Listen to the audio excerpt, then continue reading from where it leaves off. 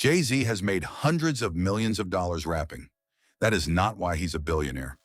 The real fortune was built somewhere fans rarely think to look. A clothing label, a champagne bottle, a bottle of cognac, a streaming app everyone eventually wrote off as a flop, a handful of quiet, unglamorous investments, and one idea Jay-Z seems to have understood before almost anyone else in his industry. Fame pays you once. Ownership can pay you for generations. Forbes currently puts Sean Carter's net worth at around $2.8 billion, a number that moves as private holdings get revalued and new deals close. But the exact figure was never really the point. The point is what he refused to accept. Sean Carter didn't build a multi-billion-dollar empire by selling albums. He built it by asking the same question, over and over, in a dozen different rooms. Why cash a check from someone else's company when you could own a piece of the company writing it? And this wasn't a clean, effortless climb. There were rejected record deals, businesses that hemorrhaged money, public criticism, courtroom fights, and investments that looked like outright mistakes for years at a time. Somehow, even his messiest moves ended up making him money. So how did a kid from Brooklyn's Marcy Projects turn a rap career into a business empire? And which single decision changed everything? Before the chains and the champagne, Sean Carter was just a kid in the Marcy housing projects, where money was tight and the future wasn't promised to anyone. Music looked like his way out. The industry didn't agree. Label executives took one look and passed. He was older than the artists labels like to sign. His style didn't fit the mold they were used to selling. To them, he wasn't a safe bet. He was a risk nobody wanted to take a chance on. For most artists, getting rejected by every label in town is where the story ends. For Jay-Z, it's where his business education started. Instead of waiting to be picked, he co-founded Roc-A-Fella Records with Damon Dash and Kareem Biggs Burke, and put out his own debut album, Reasonable Doubt, in 1996. It wasn't an instant hit. It built its reputation slowly, the way classics tend to, until it became one of the most respected records in hip-hop history. But the sales figures were never really the important part. What mattered was the seat he'd just given himself at the table. He hadn't entered the music industry as talent for hire. He'd entered it as an owner. Every major move that followed traces back to that one decision. As his music career took off, Jay-Z became one of the best-selling rappers alive. Albums, tours, publishing, merchandise, features, all of it stacking into serious money. But there was a second asset hiding inside all that success, one that would eventually matter more than any royalty check: influence. Millions of people were watching what he wore, what he drank, where he showed up, which brands he name-dropped in a verse. Most celebrities rent that kind of attention out. A company pays for a campaign, the campaign runs its course, the checks stop, and everyone moves on to the next famous face. Jay-Z chose a different path. Instead of renting out his influence, he started spending it on things he could actually own. The clearest early example is Rocawear. In the late 1990s, as hip-hop fashion crossed over from subculture into the mainstream, Jay-Z and Damon Dash co-founded the clothing brand. It wasn't a vanity project with a rapper's name stitched onto a hoodie. Rocawear grew into a genuine lifestyle brand, reportedly pulling in hundreds of millions of dollars a year in sales at its peak. Then in 2007, Iconic's brand group bought Rocawear outright for approximately $204 million in cash, with additional payments possible depending on performance. Jay-Z stayed on to guide the brand's creative direction. Look at the shape of that deal. He built a company using nothing but culture, music, and identity as raw material. Once it reached a size that caught a corporate buyer's eye, he cashed in, without ever needing to sell another shirt himself. He hadn't built a side hustle. He'd built an asset. That's the difference between a payday and a portfolio. That same instinct kept resurfacing. In 2008, he signed a sweeping deal with Live Nation, reportedly worth around $150 million, covering far more than concert promotion. Touring, recordings, publishing, and future ventures all folded into one agreement. Years later, the touring side of that relationship was renewed in another long-term deal, reportedly worth roughly $200 million. None of that means the full amount landed in his account overnight. Deals like these come loaded with advances, funding obligations, and performance targets. But the scale said something on its own. He was no longer being paid to perform. Companies were investing in the entire Jay-Z ecosystem.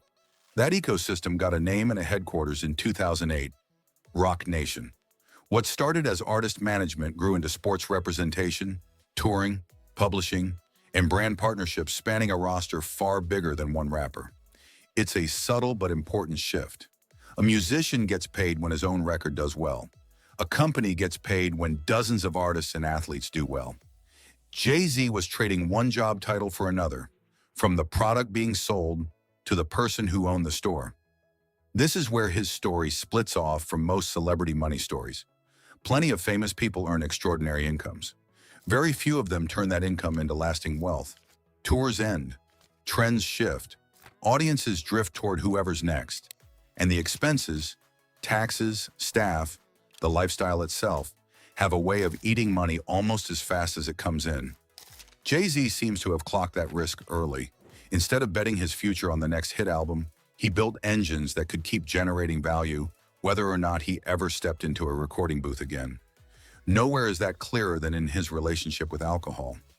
Jay-Z became closely tied to Armand de Brignac, the luxury champagne most people know as Ace of Spades, after the symbol stamped across its metallic bottles.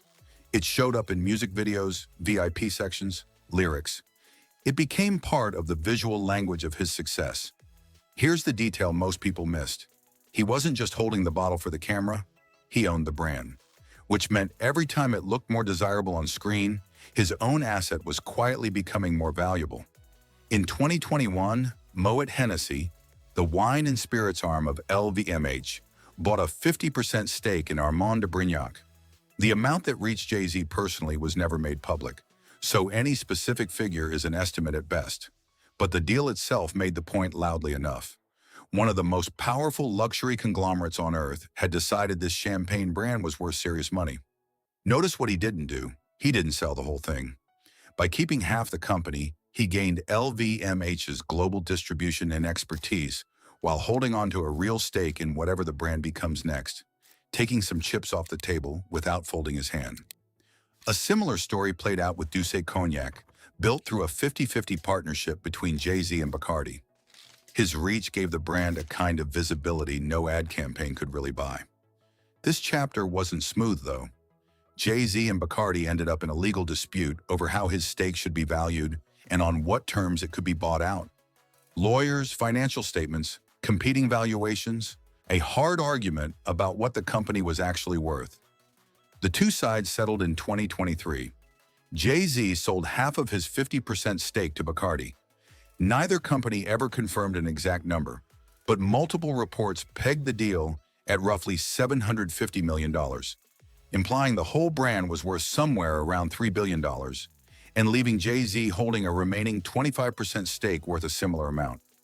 By some estimates, that single signature took his net worth at the time from around $1.3 billion to $2 billion.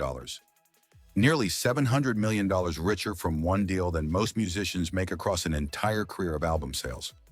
Music built the audience. Ownership is what captured the value, even when getting paid for it meant going through lawyers first. If this kind of breakdown is useful to you, how a kid from Marcy Projects turned influence into a multi-billion-dollar portfolio, this is exactly the territory we cover on Net Worth Decode. The money, the businesses, the mistakes, and the strategies behind the world's most famous people. Hit subscribe so you don't miss the next one. Now, not every move looks smart in the moment. The best example is Tidal. In 2015, a company controlled by Jay-Z acquired Aspiro, the parent company of the streaming service Tidal, for roughly $56 million. The ambition was massive, a platform built around high-fidelity audio that gave artists real leverage in an industry being rewritten by streaming. At the launch event, some of the biggest names in music stood on stage beside him. On paper, it looked like a coup. In reality, it landed with a thud. Spotify and Apple Music already owned the market.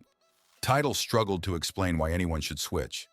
The celebrity-packed launch drew as much mockery as admiration. Subscriber numbers became a running debate, executives cycled in and out, and the company reportedly bled money for years. For a long stretch, Tidal looked less like a visionary bet and more like an expensive mistake. Maybe parts of it were. The product struggled to compete. The message never quite landed with regular listeners. Exclusive drops generated headlines, but headlines never turned into market share.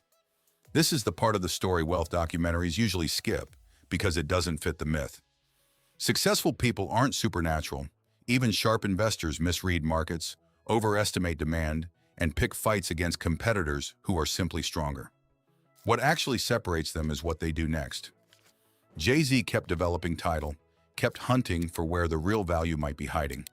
Then in 2021, Square, soon renamed Block, agreed to acquire a majority stake in Tidal for approximately $297 million in cash and stock. That number isn't a simple profit calculation. Other investors, years of operating losses, ownership changes, and private deal terms all complicate what Jay-Z himself actually walked away with. But the larger point stands: a business can fail at its original purpose and still turn out to be valuable for a completely different one. Tidal never beat Spotify. It didn't have to. Block wasn't trying to win the streaming wars. It saw an opening at the intersection of artists, payments, and financial technology. What looked like a failed streaming platform turned into a strategic asset for somebody else's business entirely. And that isn't quite where it ends either. In the years since, Block has held on to its majority stake, even while cutting costs elsewhere and writing down Tidal's value by more than $130 million in 2024. And Jay-Z and the artists around him have simply held on to what they kept. It's not a clean, victorious final chapter so much as an ongoing one, which honestly might be the most accurate way to describe half the things on this list. Jay-Z didn't win the way anyone expected him to. He found a different door out. And that might be one of the most human lessons in this entire story. Sometimes the smart move isn't proving your original idea was right. It's recognizing what the thing has quietly become and finding whoever's willing to pay for that version of it instead. His appetite for ownership didn't stop at entertainment and alcohol. Jay-Z was an early investor in Uber, long before it went public. And Forbes still lists an active stake in the company as part of his current portfolio. He's reportedly backed a range of other tech companies and startups too, spreading his exposure across businesses that don't rise or fall with his next album. Then there's the art. Jay-Z and Beyoncé are known for a serious collection that includes work by some of the most significant artists of the last century. In 2013, Jay-Z reportedly bought Jean-Michel Basquiat's painting Mecca for around $4.5 million. To most people, that sounds like pure indulgence. Part of it probably is. But rare work from a historically important artist can also function as a genuine asset. Unlike a mass-produced luxury good, a major painting is one of one. If demand for that artist rises, so does the value of the piece hanging on your wall. That doesn't make art risk-free. Prices swing, buyers vanish, and keeping valuable work in good condition isn't free either. But it fits the pattern. Jay-Z routinely puts money into things built to hold their value or grow it over time. His real estate follows the same logic, just at a completely different scale. Jay-Z and Beyoncé bought a mansion in Bel Air for $88 million in 2017. In 2023, they reportedly picked up a Tidal Ando-designed property in Malibu for around $200 million, though some reports put the recorded price closer to $190 million. Either way, it ranked among the largest residential property deals in U.S. history. Nobody needs a $200 million house. Let's be honest about that. This is luxury at its most extreme, but it's a different kind of spending than pouring the same money into things that lose value the moment you drive them off the lot. Rare property in a location like that with real architectural significance and almost no competition tends to hold its value, sometimes for generations. It comes with its own costs, of course. Taxes, security, upkeep, staffing, all the expenses an ordinary buyer never has to think about. It's not a guaranteed investment, but it says something about how wealthy people tend to spend. Some purchases just consume money. Others let you enjoy the money while it keeps working. Jay-Z again and again chooses luxury that can still show up on a balance sheet. So what was the smartest financial decision Jay-Z ever made? It wasn't buying Uber early. It wasn't selling Rocawear. It wasn't the champagne, the cognac, or any single touring deal. It was deciding to change the role he was playing. He stopped thinking like a performer waiting to get paid and started thinking like an owner entitled to a share of whatever value he helped create. That sounds like a small shift. It changes everything. When he promoted his own champagne, he wasn't just generating buzz, he was compounding the value of his own equity. When he built Roc Nation, he wasn't only managing his own career, he was building a company that could profit from dozens of other people's careers.